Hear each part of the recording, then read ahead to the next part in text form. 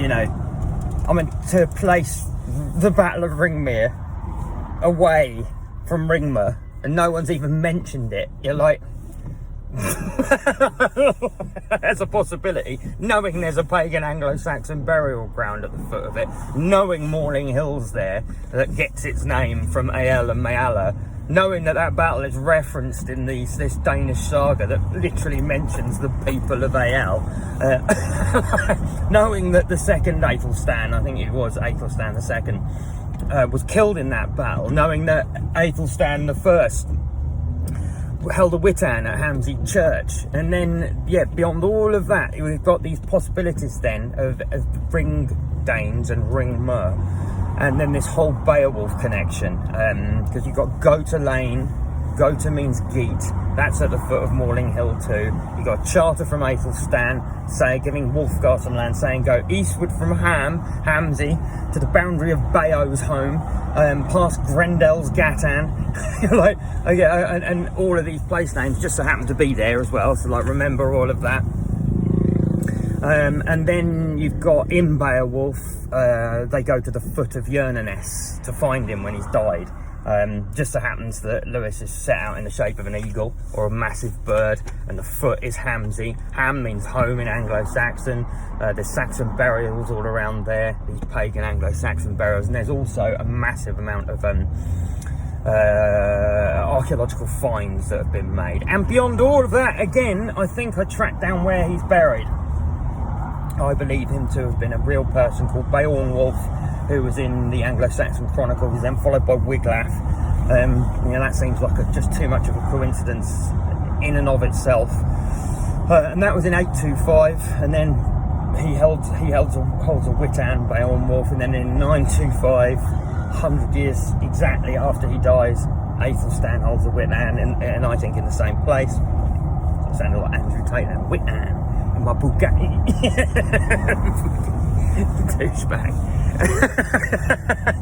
Anyway, it's quite funny. But yeah, I'm just trying to like formulate all of this together so that I can then get it. But the other thing is, I think I found his burial mound. I then tracked down the funerary urn that was in there, and that was in the Brighton Museum. Inside that were burnt bones. He was cremated.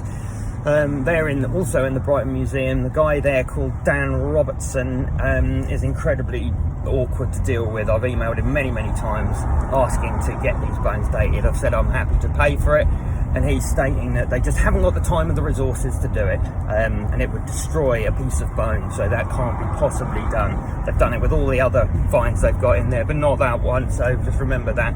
Beyond that, he sent me an email saying that, I know we're happy with our dating of it being Bronze Age.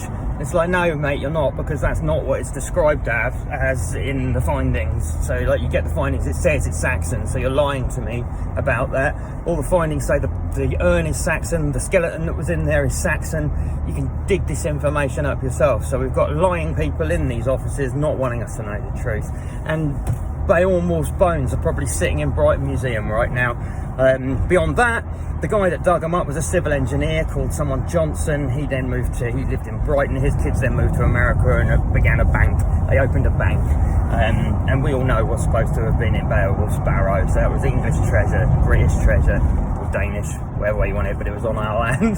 And it's gone, been taken away, stolen. And that would have all come out of, it's such a complicated story, that, because I think he died at Hamsey.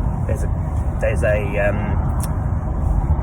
either a vault, I'd say it's like quite a large vault underneath a certain part of Hamsey Church, and that is where the cave was, that he goes into to recover this treasure. And it wasn't actually a cave, it was a Roman bathhouse that was then converted into a storage unit for the treasures of Britain when the Romans left in 430, or a bit earlier or later, I can't remember, but definitely around then though.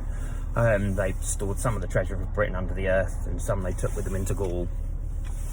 And then this guy, it says, even in Beowulf manuscript, they find it 300 years later, or 300 years before it was put there.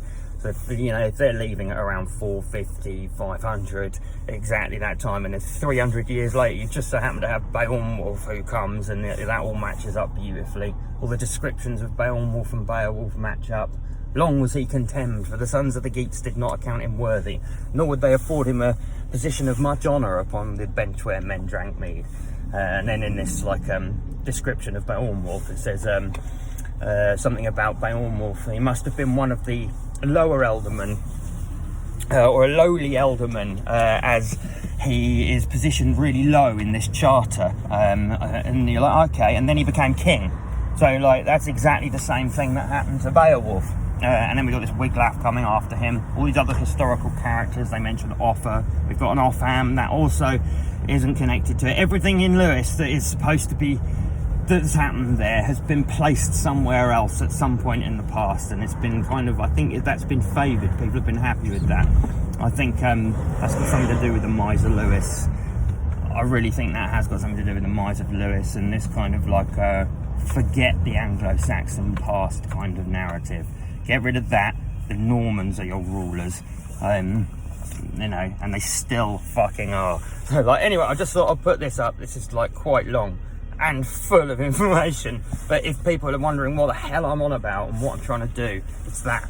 And what I'm thinking about doing is putting up a website with an interactive map, sort of like the one I've just put up, but you can click on it on each point, and then I will make it so that you can then draw up all the information, all the research on the point that I'm looking at. Everything that I've pulled out of like the deep web, the web, books, everything. You can then find all the resources to do with that. So like, if you happen to want to know about the Anglo-Saxon pagan burial site up at Southover High Street, everything to do with that will be there. The same with Kingston, and etymology as well. I'll add everything in, so like where all these things come from, where the names come from. They're important, really important. I think names are kind of some of the oldest things we have to give us a clue as to the events and the people that were around those places, and it's insane how much etymology can do that for us. So like, it's a underestimated and underused thing when there's concentrations of etymological connections. There's evidence there. It's circumstantial to a point, but that doesn't necessarily mean that it's not evidence. So yeah, anyway, take it easy everyone. See you, bye.